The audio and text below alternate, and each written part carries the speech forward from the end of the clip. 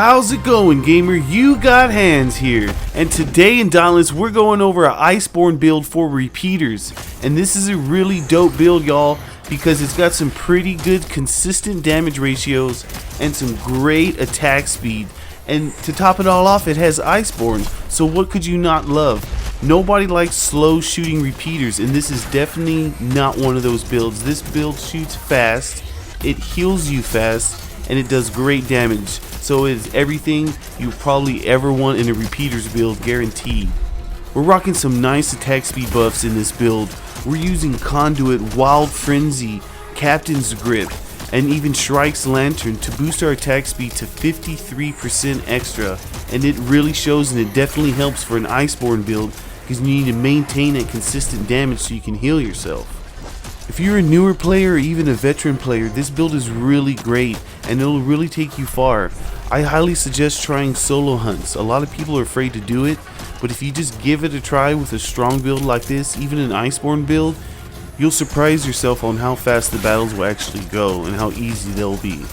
So if you like this video and you want to see more, please don't hesitate to hit that subscribe button and hit that bell for notifications so we can stay together as a crew.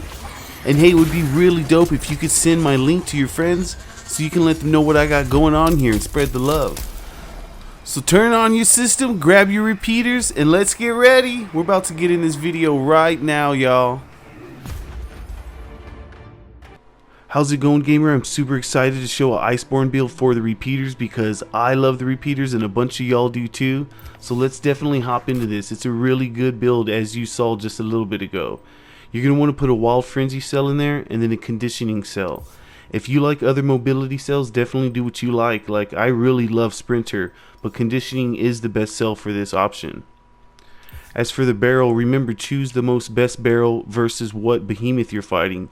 You're not going to use a blaze barrel versus a blaze behemoth. So try to level up all the barrels, or maybe just the neutral one first until you're able to level up all the different barrels. I'm definitely going to do a repeaters guide to go further into this to help you explain it. And for the chamber, we're doing full bore chamber. It fires a piercing bolt in a line and dealing damage that falls as it travels, which means you have to be close to the behemoth for maximum damage. And what's really great is it pushes you back, so I kind of use that for an evade tactic as well. Captain's Grip is really necessary and really awesome because it increases our attack speed for us and all slayers if it's empowered. And for the mod, we're using Tactician's Magazine because on an empowered reload at 0 ammo, it gives a cooldown of all your abilities by 4 seconds, so that's really dope.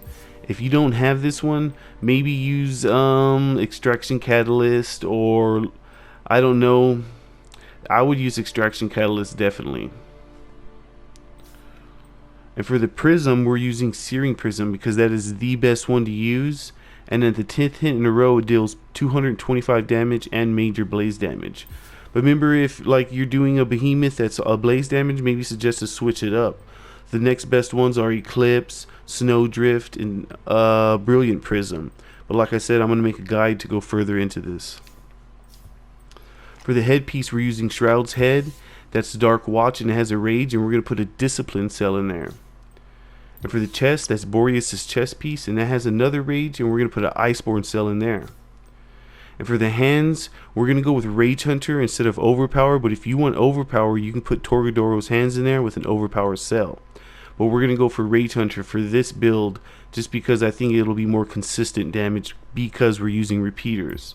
And that's Gnasher's Grips with Rage Hunter, and we're going to put another Rage Hunter in there. And for the feet, we're using Boreas' feet that has an Iceborne, and we're going to put a Wild Frenzy cell in there. And the Lantern, I like to use Shriek Zeal because of the mobility and the increased attack speed. Not only does the tap increases your mobility by 40%, the hold creates an aura for you and your allies that makes you move and attack 15% faster for 15 seconds. So you really need that mobility when you're using repeaters, because otherwise it kind of feels like you're just walking around.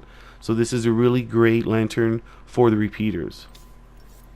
And if you're going to use tonics, I definitely suggest Blitz Tonic, Frenzy Tonic. That helps the damage, that helps the attack speed.